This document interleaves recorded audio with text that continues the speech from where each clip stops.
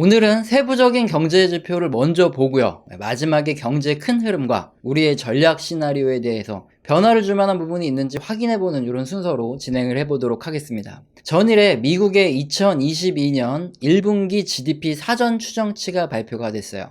근데 다수 경제 채널에서 보면 마이너스 1.4% 감소했네 이런 소리만 하고 약간의 설명 정도만 하고 넘어가는데, 사실 우리 같은 개인들이 들어보면 이게 정확히 뭐가 좋고 나쁜 건지, GDP가 잘 나오면 주식을 사고 안 나오면 팔아야 되는 게 맞는 건지, 아니면 그냥 하루 정도 주가가 오르고 떨어지고 이 정도를 결정하는 요인인지, 누가 자세히 설명을 해주는 사람이 없으니까 그냥 그런갑다 하고 그냥 넘어갈 수밖에 없고, 실전에서 어떻게 적용해야 되는지 알 수도 없죠. 우리 채널은 고품격 경제 재테크 전문 채널이기 때문에 발표되는 이런 경제 지표를 가지고 여러분이 실전에 적용해서 실제로 투자에 도움을 받으실 수 있도록 쉽게 설명을 해드리고 있죠. 수준이 굉장히 높아서 한 중학교 정도는 그래도 나오셔야 이해하실 수 있기 때문에 초등학생분들은 조금 듣기 어려우실 수도 있어요. 너무 쉽게 한번 가보도록 하겠습니다. 일단 GDP라는 게 대체 뭐고 우리가 투자에 어떻게 써먹을 수 있을지 이거부터 한번 알아보도록 하겠습니다. 일단 그림의 노란색이 미국의 GDP고요. 푸른색이 미국 주식시장입니다. GDP가 쭉 올라갈 때 주식시장도 이렇게 쭉 장기적으로 상승하는 거 이거 보이시죠? 물론 우리나라 주식시장을 확인할 때 우리나라 GDP와 우리나라 주식시장을 가지고 비교를 해봐도 되는데, 사실상 우리나라 같은 경우에는 수출로 먹고 사는 나라이기 때문에 미국의 경기 상황이 굉장히 중요해요. 그래서 미국의 GDP를 가지고 우리나라 주식에다 대입해보는 게 더 좋다. 일단 요거를 말씀드리고 그림을 다시 한번 보겠습니다. GDP는 중학교 때 아마 맞아가면서 외우셨던 기억이 나실 거예요. 국내 총생산이라는 뜻이고, 진짜 아주 쉽게 이해하려면 국가를 하나의 회사로 놓고 보면 됩니다. 회사의 매출이죠. 얼마나 많이 팔았냐. 이게 GDP다. 이렇게 이해를 하시면 아주 쉬워요. 그럼 그림이 바로 이해가 되는데, GDP가 물건을 얼마나 팔았냐 하는 매출의 개념이니까 물건을 많이 팔아서 매출이 계속 늘어나는 회사의 주가는 어떻게 되죠? 당연히 장기적으로 우상향합니다. 그림 보시면 GDP가 이렇게 쭉 우상향하니까 미국의 주식시장도 쭉 우상향하는 요 흐름을 볼 수 있죠. 그럼 반대로 GDP가 이렇게 떨어지는 구간에는 당연히 주식시장도 떨어지겠구나, 요거를 알 수 있어요. 특히 일본을 보면 확실하게 알 수 있는데, 이 그림에서 녹색이 일본의 주식시장이고요. 이 점선 검은색이 일본의 GDP입니다. 1990년 이 중반부터 일본의 GDP 보시면 검은색 점선이죠. 이거 보시면은 상승하지 못하고 박스권에 이렇게 갇혀 있어요. 그런데 1990년까지 일본은 엄청난 호황을 누리죠. 그래서 주식시장이 이렇게 높게 상승을 합니다. 그런데 아까 말씀드린 대로 회사의 매출이 더 이상 증가하지 못하고 이렇게 박스권에 갇혀있을 때 주식 투자를 하는 투자자들은 어떻게 하죠? 투자의 가치가 없다고 느낍니다. 왜냐면 주식이라는 거는 성장률이 계속 나와줘야 그만큼 PER도 높아지고 프리미엄도 높게 받는, 어떻게 보면 권리금의 개념이거든요. 1990년까지 일본이 엄청나게 성장하니까 내국인도 그렇고 외국인도 주식시장이 어마어마하게 뛰어들어요. 그리고 나서 1990년에 일본의 경제 붕괴, 버블이 한번 붕괴됐죠. 그 다음에 만약에 GDP가 계속 올라간다 그러면은 다시 주식시장에도 자금이 들어와야 되는데, 이렇게 횡보 등락을 계속 하다 보니까 투자자들이 투자할 이유가 없어지는 거죠. 그래서 1991년 이후에 2012년 아베노미스 되기 전까지 약 20년 정도 일본 주식시장이 이렇게 아래로 내리꽂은 겁니다. 물론 이제 아베노믹스 이후에 최근에 일본 중앙은행이 돈을 굉장히 많이 풀었잖아요. 그래서 일본 주식시장이 올라가긴 하는데, 만약에 앞으로도 일본의 GDP가 계속 증가를 하지 못하고 박스권을 계속 머문다 그러면은 일본 주식시장이 계속 중장기적으로 우상향하기는 좀 어려울 것 같습니다. 일단 이 부분은 이해를 하셨으니까 다시 그림으로 넘어올게요. 이렇게 GDP가 우상향하는 구간에 주식시장도 우상향해서 오른다. 반대로 GDP가 감소하는 구간, 이런 구간들에는 역사적으로 주식시장도 함께 하락을 했다. 이게 우리가 써먹을 수 있는, 우리가 실전에 써먹을 수 있는 GDP의 핵심이 되겠죠. 근데 이 차트만 보면 좀 부족한 게 있어요. 우리가 워렌 버핏도 아니고 이렇게 30년 이상 이렇게 장기 투자를 할 건 아니잖아요. 그죠? 사실 현실에서 우리는 어떻죠? 어떤 친구가 종목 추천을 딱 해줬어요. 그래서 매수를 했는데 한 달 정도만 안 오르고 오히려 주가가 빠진다. 그러면은 바로 전화를 하죠. 야, 언제 올라? 이렇게 물어보고 근데 2달이 지났는데 이제 안 오르고 역시나 주가가 빠진다 그러면 일단 전화해서 욕부터 나가죠. 야, 이 개 어쩌고 저쩌고 언제 올라 이렇게 나오고, 또 한 3달이 지났는데 안 오르고 주가가 빠져 있다 그러면 내가 이 인간 말을 괜히 믿고 투자해서 이걸로 그냥 차나 바꿀 걸 하면서 이 인간은 손절해야 되나 말아야 되나 굉장히 고민을 하죠. 이게 일반적인 경우입니다. 이렇게 우리들 대부분은 승질이 급하죠. 이렇게 승질이 불같은 우리들은 대체 뭘 보고 우리의 그 단기적인, 어떻게 보면 실전적인 투자에 써먹어야 되냐. GDP와 주식시장의 이게 미세한 움직임을 알 수 있는 전년 대비 증감률 차트를 보면 됩니다. 자, 이 그림 보시면 뭔가 오르락 내리락 빨리빨리 하는 게 뭔가 차트가 다이나믹하죠. 이게 딱 우리 스타일이다 이거예요. 노란 선이 뭐냐면은 GDP가 전년 대비로 얼마나 증가했냐 감소했냐를 알 수 있는 증감률, 그리고 푸른 선이 주식시장이 전년 대비 올랐냐 떨어졌냐 이걸 알 수 있는 증감률 차트인데, 이게 1992년부터 최근까지 약 한 30년간의 차트예요. 근데 보시면은 그러니까 앞서 설명드린 대로 당연히 GDP와 주식시장은 유사하게 움직이는데, GDP를 우리가 실전 투자에 어떻게 써먹냐? 첫 번째, 방향성을 확인할 수 있습니다. 다수의 전문가들 또는 어떤 기관들은 경제성장률 전망치를 발표를 하죠.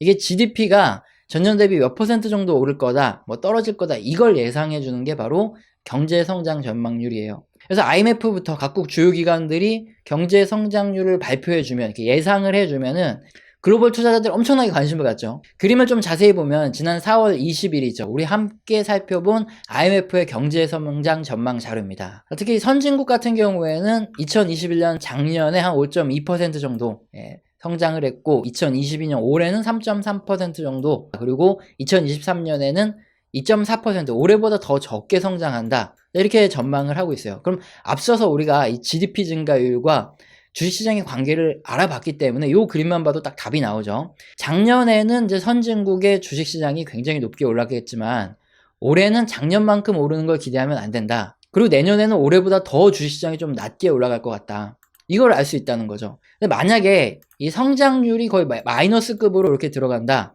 그러면은 역사적으로 주식시장이 이렇게 완전히 대폭락을 했던 이런 상황에 들어가기 때문에, 이렇게 뚝뚝 GDP 성장률이 떨어진다 그러면은 뭐 올해도 좀 조심해야 되겠지만 내년에는 진짜 조심하고 그 후년에는 더 조심해야 되겠구나, 이걸 벌써 IMF 경제 전망만 봐도 요 그림을 우리가 배웠다면 바로 이해할 수 있는 거죠. 이게 큰 흐름을 바로 캐치할 수 있는 거예요. 그럼 뭐 신흥국은 근데 조금 달라요. IMF 전망은 2021년에 6.8%의 성장을 했고 올해 3.8% 성장하는데 내년에 4.4% 오른다. 그러니까 신흥국은 내년에 좀 더 성장한다고 하는데 일단 좀 지켜봐야 되겠죠. 내년 후년 선진국이 만약에 안 좋아지면 신흥국이라고 혼자 좋아질 수는 없는 거니까 일단 요 정도만 알으셨으면 우리가 발표되는 GDP 자료를 가지고 주식시장이 어떻게 써먹을지 요거 정도는 확실히 알으셨을 테니까, 전날 발표된 미국의 2022년도 1분기 GDP 추정치 요 자료를 가지고 우리가 앞서 배운 내용을 중심으로 한번 이 경제 지표를 실전에 한번 적용을 해보도록 하겠습니다. 뉴스들 오늘 나온 것들을 보면 미국의 1분기 GDP가 마이너스 1.4% 감소했다, 이런 뉴스들이 쏟아진 걸 볼 수 있을 거예요. 그런데 우리가 조심해야 될 게 있습니다. 일부 언론사들 뉴스 기사에서는 이게 전기 대비 1.4%가 아니라 전년 대비로 1.4% 감소했다, 이렇게 설명하는 뉴스 기사들도 꽤 많이 있어요. 그런데 역사적으로 보시면은 이게 마이너스로 갈 때는 코로나라든가 아니면 2008년 금융위기처럼 진짜 어마어마한 사건이 아니면은 이게 마이너스로 가는 게 쉽지 않아요. 전년 동기 대비로 마이너스가 났다, 이러는 신문사는 굉장히 크게 좀 착각을 하고 있는 거죠. 이게 뭐냐면은 미국 경제분석국에서 1분기 사전조사치 GDP 자료를 발표한 건데, 여기 보시면 이제 쿼터 투 쿼터로 해가지고 실질 GDP 마이너스로 1.4% 이렇게 전기 대비해서 됐다, 이렇게 분명히 얘기를 하고 있으니까 요건 우리가 반드시 기억을 하고요.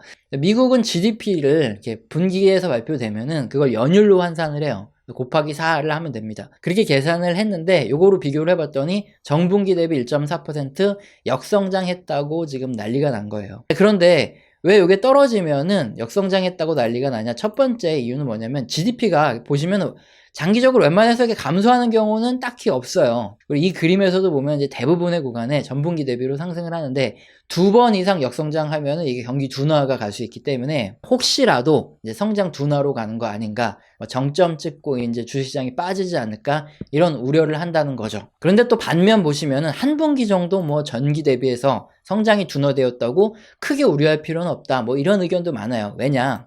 꼭 뭐 2008년 금융위기라든가 코로나 때가 아니더라도 역사적으로 이렇게 한 분기 정도 이렇게 마이너스 난 적은 꽤 있어요. 전쟁이나 자연재해 등이 발생하는 경우에도 그렇고 뭐 다른 이유 때문에도 한번 감소하는 경우는 뭐 종종 있습니다. 그리고 무엇보다도 더 중요한 거, 우리가 앞서서 배운 게 뭐죠? 바로 GDP의 증감률이죠. 근데 이번에 발표된 미국 GDP 전년 대비 증감률을 보시면은 10.6%로 올해 1분기에 증가를 합니다. 네, 이게 마이너스로 가면은 이게 굉장히 위험한 거죠.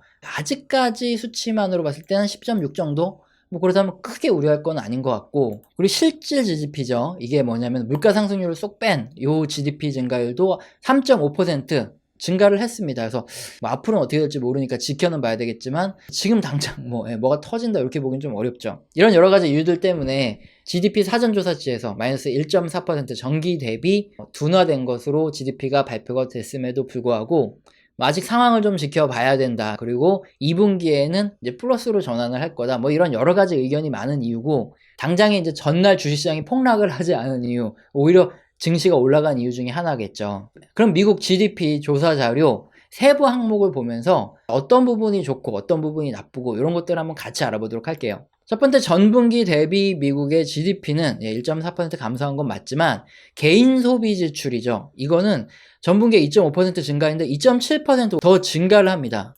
소비가 증가한다. 이건 굉장히 큰 호재인 거고, 이 부분은 굉장히 좋은 부분이죠. 민간 국내 총 투자도 보시면은 작년 3분기, 4분기에 굉장히 크게 세게 증가했지만 지금도 물론 2.3% 증가를 하고 있어요. 4분기보다 2.3% 더 투자가 늘었다는 거예요.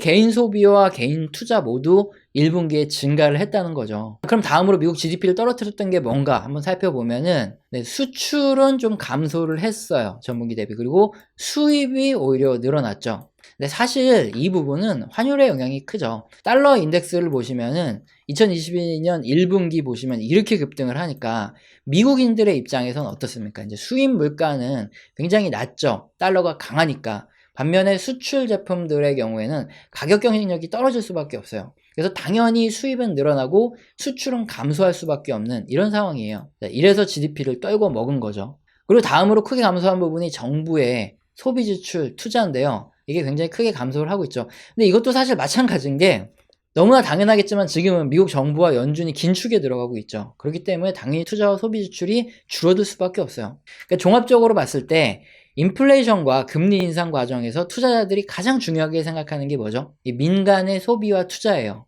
만약에 민간의 소비와 투자가 감소되면 경기 둔화로 넘어갈 수 있는 이런 상황이기 때문에 이게 굉장히 중요한데, 지금 살펴봤더니 민간의 소비와 투자는 오히려 증가를 했습니다. 그러다 보니까 전날 주식시장이 오히려 상승을 했던 거고요.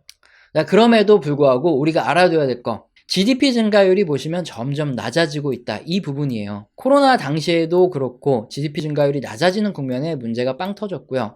2008년에 요 금융위기 때도 보시면 GDP 증가율이 역시나 낮아지던 와중에 터지게 됩니다.